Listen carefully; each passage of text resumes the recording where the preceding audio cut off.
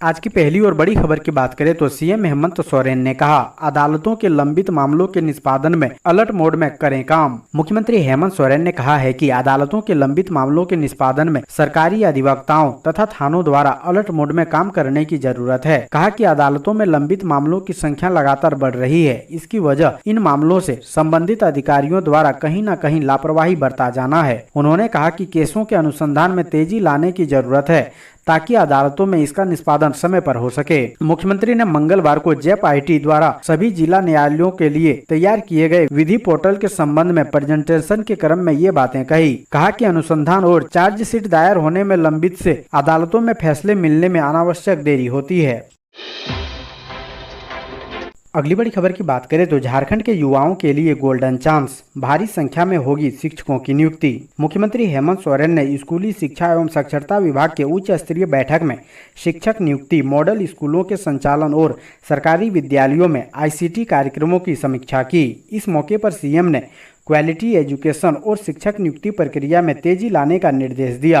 समीक्षा बैठक में सरकारी विद्यालयों में आधुनिक तरीके से बच्चों की पढ़ाई सुनिश्चित करने के निर्देश के साथ साथ जिन स्कूलों में स्मार्ट क्लास से पढ़ाई की व्यवस्था है, वहां सॉफ्टवेयर और ई कंटेंट को नियमित रूप से अपडेट करने को कहा गया। बैठक में विभागीय अधिकारियों ने बताया कि वर्तमान में 974 विद्यालयों में आईसीटी लैब लगाए जा चुके हैं। इस वर्ष के अंत तक 920 विद्यालयों में इसे चालू कर दिया जाएगा। माध्यमिक विद्यालय के साथ मध्य विद्यालय में भी आईसीटी लैब स्थापित करने की योजना पर विभाग ने कार्रवाई शुरू कर दी है। समीक्षा बैठक के दौरान मुख्यमंत्री ने कहा कि विद्यालयों में शिक्षकों की कमी की वजह से पढ़ाई बाधित नहीं होनी चाहिए। उन्होंने शिक्षक नियुक्ति प्रक्रिया में तेजी लाने का निर्देश दिया है। अगली बड़ी खबर की बात करें तो मंत्री जगन्नाथ महतो ने कहा, राज्य में अब होगा काम, बीजेपी का पलटवार, सपने देखने में हर्ज नहीं। राज्य में झामुमो की सरकार है, हम मुंगेरी लाल का सपना नहीं देख रहे हैं, राज्य में होगा काम। यह बातें राज्य के शिक्षा मंत्री जगन्नाथ महतो ने कही है। मंत्री जगन्नाथ महतो के बयान पर राज्य के पूर्व मंत्री और भाजपा विधायक अमर कुमार बावरी ने भी पलटवार किया है। उन्होंने कहा कि भविष्य की प्लानिंग करते रहिए, सपने देखने में हर्ज नहीं है। अगली बड़ी खबर की बात करें तो 401 करोड़ की योजनाओं का मुख्यमंत्री करेंगे शिलान्यास एवं उद्घाटन। सार्वजन पेंशन योजना वितरण सह जागरूकता कार्यक्रम तथा विभिन्न योजनाओं का शिलान्यास एवं उद्घाटन कार्यक्रम हेतु सूबे के मुख्यमंत्री हेमंत सोरेन दुमका पहुंच चुके हैं। मुख्यमंत्री का दुमका आगमन एवं 21 जुलाई को मुख्य कार्यक्रम पुलिस लाइन दुमका में आयोजित सार्वजन पेंशन योजना वितरण सह जागरूकता कार्यक्रम में सम्मिलित होना है। मुख्यमंत्री के कर कमलों द्वारा लगभग 401 करोड़ की योजनाओं का शिलान्यास एवं उद्घाटन आज किया जाएगा। मुख्य कार्यक्रम के उपरांत मुख्यमंत्री संत जोसेफ स्कूल गोहिया जोरी में स्मार्ट क्लास का उद्घाटन एवं छात्रों के साथ संवाद कार्यक्रम में भाग लेंगे। अगली बड़ी खबर की बात करें तो झारखंड हाई कोर्ट में फरियादी ने बिना वकील के हिंदी में की बहस, कोर्ट ने भी हिंदी में ही जारी किया आदेश। झारखंड हाई कोर्ट में एक फरियादी ने अपने मुकदमे में खुद हिंदी में बहस करने की इजाजत मांगी तो कोर्ट ने इसे न सिर्फ स्वीकार किया बल्कि पूरे मुकदमे की सुनवाई हिंदी में हुई। यहाँ तक कि अदालत ने अपना आदेश भी हिंदी में जारी किया। झारखंड हाई कोर्ट में इसे अपनी तरह का पहला उदाहरण बताया जा रहा है। आमतौर पर शीर्ष अदालतों में अंग्रेजी में ही सुनवाई की परंपरा रही है। यह मुकदमा जमीन विवाद से संबंधित था।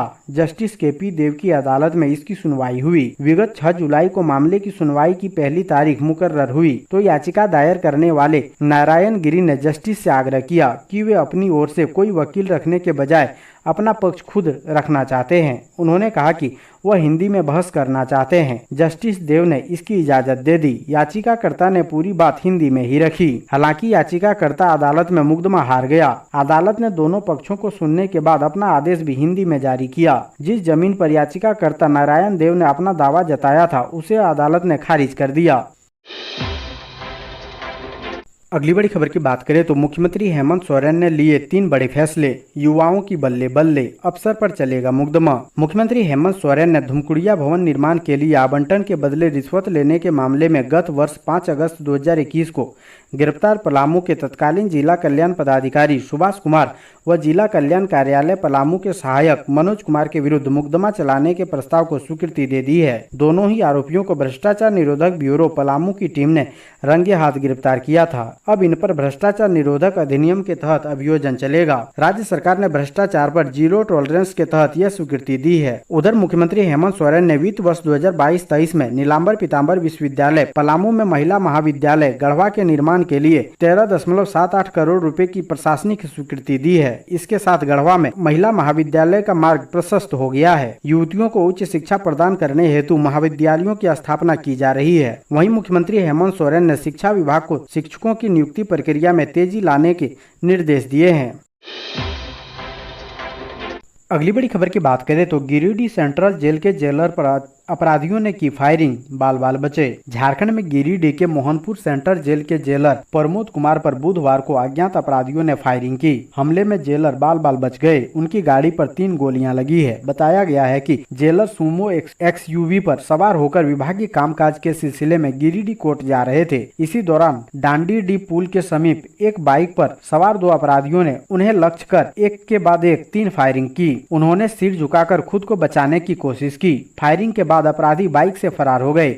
घटना की जानकारी मिलने के बाद गिरिडीह मुसफ्फिल थाने की पुलिस मौके पर पहुंची है। घटना स्थल के समीप की कई दुकानों के CCTV फुटेज खंगाले जा रहे हैं। फायरिंग के इस घटना को लेकर घटना स्थल के आसपास के इलाकों में सनसनी फैल गई है। अगली बड़ी खबर की बात करें तो पशु तस्करों की वैन ने महिला दरोगा को कुचला। बीजेपी नेता रघुवर दास ने की CBI जांच की मांग। जिस राज्य की पुलिस ही सुरक्षित ना हो, वहां आमजन अपनी सुरक्षा की चिंता किस पर छोड़े, ये कहना है राज्य के पूर्व मुख्यमंत्री और बीजेपी नेता रघुवर दास का। बुधवार सुबह महिला दरोगा संध्या टोपनो के साथ हुई निर्मम घटना पर बोलते हुए उन्होंने दुख व्यक्त किया और साथ ही साथ मामले में CBI जाँच की मांग भी कर डाली। रघुवर दास ने कहा कि राज्य में अपराधियों के हौसले बुलंद है। जब से हेमंत सरकार राज्य की सत्ता में आई है, गो तस्करों की हिम्मत इतनी बढ़ गई है कि पुलिस वालों को भी नहीं समझा जा रहा है। बीजेपी नेता ने यहाँ तक कह दिया कि मामला सीधा वोट बैंक से जुड़ा है, इसलिए सरकार इनके खिलाफ कोई भी कार्रवाई करने से बच रही है। उन्होंने कहा कि झारखंड की एक और बेटी हिम्मत वाले अपराधियों की शिकार हो गई। ये बहुत दुखद और शर्मनाक है। अगली बड़ी खबर की बात करें तो महिला दरोगा की हत्या पर बोले केंद्रीय मंत्री अर्जुन मुंडा, यह सुनियोजित साजिश। परिजनों ने CBI जांच की मांग की। रांची में पशु तस्करों की गाड़ी से रौंदकर मारी गई महिला दरोगा संध्या टोपनो के परिजनों ने हत्या की CBI जांच कराने और स्पीडी ट्रायल के जरिए दोषियों को सजा दिलाने की मांग की है। केंद्रीय जनजातीय कार्य मंत्री अर्जुन मुंडा ने भी कहा है कि इसके पीछे एक सुनियोजित साजिश लग रही है। प्रशासन को मामले में गंभीरता दिखानी चाहिए। उन्होंने इसे लेकर ट्वीट भी किया है।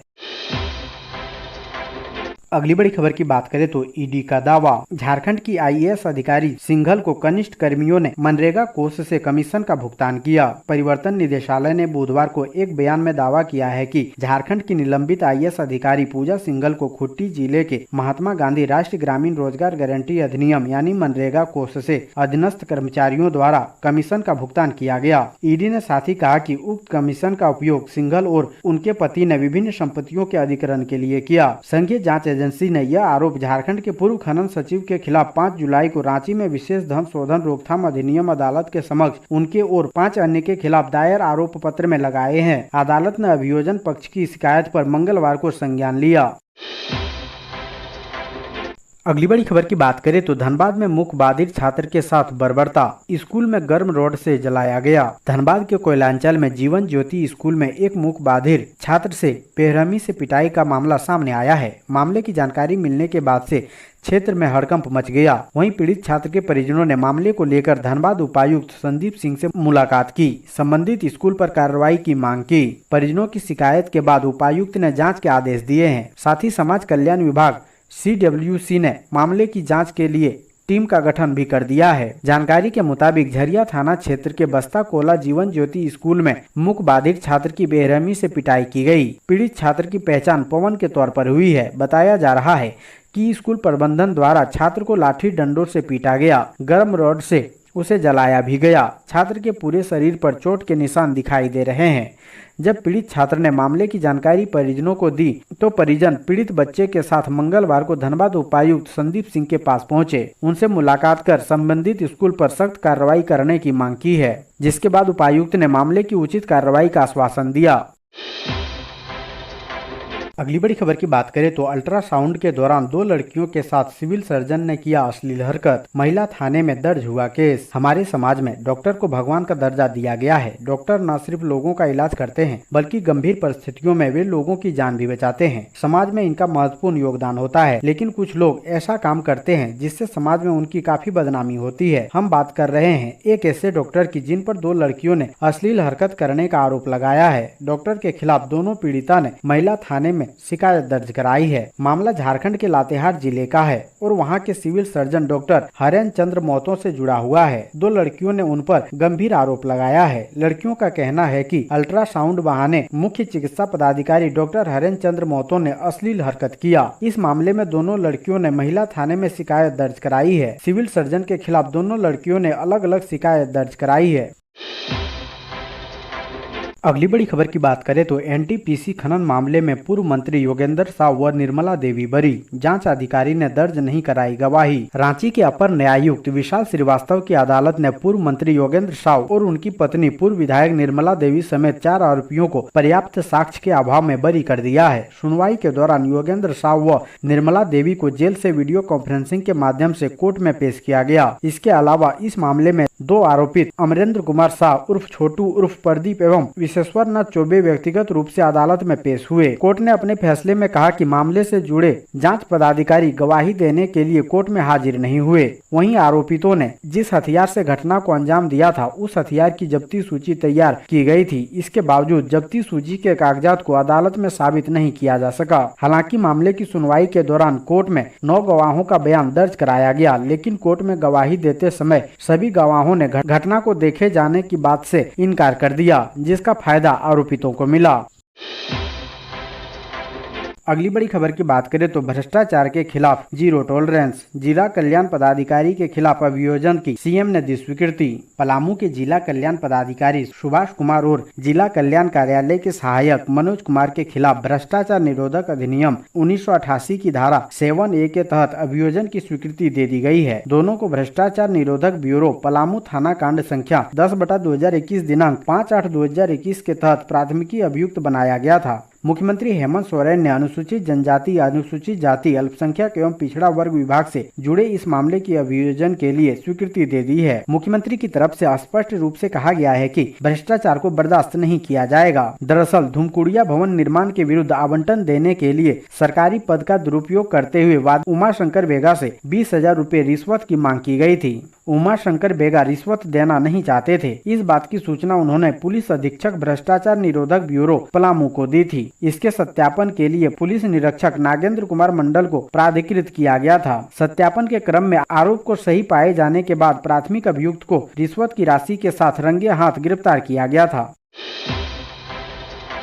अगली बड़ी खबर की बात करें तो महिला शिक्षा के प्रति सरकार गंभीर, गढ़वा में विमेंस कॉलेज के निर्माण का मार्ग प्रशस्त, मुख्यमंत्री ने दी स्वीकृति। मुख्यमंत्री हेमंत सोरेन ने वित्त वर्ष 2022-23 में नीलांबर पीताम्बर विश्वविद्यालय पलामू अंतर्गत महिला महाविद्यालय गढ़वा के निर्माण कार्य हेतु 13,61,70,700 की प्रशासनिक स्वीकृति के प्रस्ताव एवं तत्संबंधी स्वीकृत्यादेश प्रारूप पर अनुमोदन दिया है। राज्य सरकार किशोरियों और युवतियों की शिक्षा को लेकर गंभीर है। युवतियों को उच्च शिक्षा प्रदान करने हेतु महाविद्यालय की स्थापना की जा रही है। साथ ही किशोरियों को बेहतर शिक्षा से आच्छादित करने के उद्देश्य से मॉडल स्कूल के तर्ज पर बालिकाओं के विद्यालय को विकसित किया जा रहा है। अगली बड़ी खबर की बात करें तो अपनी पार्टी पर ही गरजे विधायक लोबिन हेम्ब्रम, हेमंत सरकार पर लगाया आरोप, कहा सरकार बहरी हो चुकी है। झारखंड राज्य की राजनीति में आए दिन कुछ न कुछ दिलचस्प बातें होती रहती है। कभी सहयोगी पार्टी कांग्रेस के विधायक तो कभी अपनी ही पार्टी के विधायक सरकार के कामकाज से नाखुश नजर आता है। बीते दिनों कांग्रेस के इरफान अंसारी ने सरकार को कई मामलों में आईना दिखाने का काम किया। अब सरकार की अपनी पार्टी के बोरियो विधायक ही सरकार से खुश नजर नहीं आ रहे हैं। झामुमो विधायक लोबिन हेम्ब्रम ने हेमंत सरकार पर आरोप लगाते हुए बड़ा बयान दे दिया। उन्होंने कहा कि सरकार बहरी हो चुकी है, जरूरी मुद्दों की अनदेखी की जा रही है। ऐसा ही चलता रहा तो जन आंदोलन करना पड़ेगा। आगामी मानसून सत्र में वह सदन के अंदर और बाहर इन तमाम मुद्दों को उठाएंगे। उन्होंने कहा कि सरकार बहरी हो चुकी है, ऐसे में उन्हें जन आंदोलन भी करना पड़े तो वह पीछे नहीं हटेंगे।